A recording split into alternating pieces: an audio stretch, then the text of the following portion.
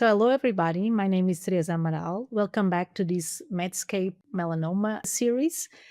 The last four episodes, we talked a little bit about adjuvant therapy in melanoma, what we have in terms of immunotherapy, what are the aspects that we need to consider. We talked about relapse-free survival data, distant metastasis-free survival data, absence of overall survival data. And today I'm going to bring you a little bit of the controversy that is ongoing in terms of what is the best therapy for patients that have a stage 3 melanoma and have a BRAF mutation. So, what kind of therapy in the adjuvant setting should we give to these patients? And to address this question, we have recently published a review in terms of real world data comparing these two therapies. And why did we do that? First, because these two therapies are approved for patients that have a BRAF mutation, and there are no head to head comparisons that have been performed in clinical trials. And most likely, they will not be performed in the future because both therapies are approved in stage 3. And therefore, there is not really a big interest from the companies to actually perform this comparison in a head to head study. Because of that, we used a previous technique or a previous analysis based on a mathematical form where we kind of visually compared the curves in terms of survival that have been published in real world cohorts. This type of visual comparison has been published before to analyze systemic therapy in stage 4, specifically immunotherapy and target therapy. A first publication in 2017 in the European Journal of Cancer, and the second one in 2018 in the same journal.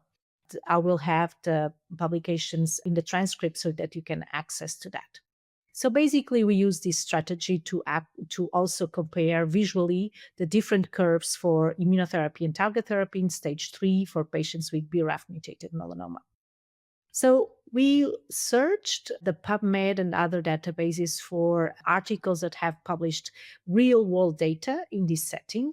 And we were able to include more than 3,000 patients with a median follow-up that goes between 11 to 33 months. Approximately half of the patients, so 57% of the patients had a BRAF mutation. And from these, approximately half of the patients had received treatment with BRAF-MEK inhibitor, which kind of gives us, at least from my point of view, a very good overview of what is the outcome of these patients treated with targeted and immunotherapy. So in total, we were able to retrieve 20 plus 32 publications.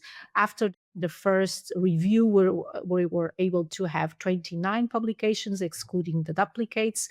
And with further selection, we were able to have a total of 8 studies that were included in this real-world analysis. We performed, as I said, a visual comparison between the two types of therapies, so immunotherapy and target therapy. And the first analysis that we performed was in terms of relapse-free survival. Here we included 9 publications in total.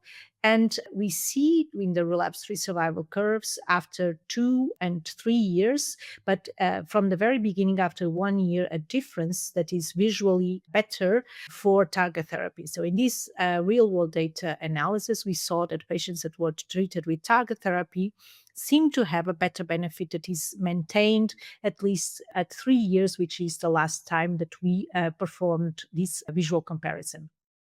We also looked into the survival curves for the immunotherapy and for the target therapy in the different studies, just to make sure that the patients that were treated with either one or the other therapy did not have a significantly different survival outcome. And the curves are also present in the publication, and you can see that there is a significant overlap between the survival curves, showing that the patients treated in the different studies had a similar outcome.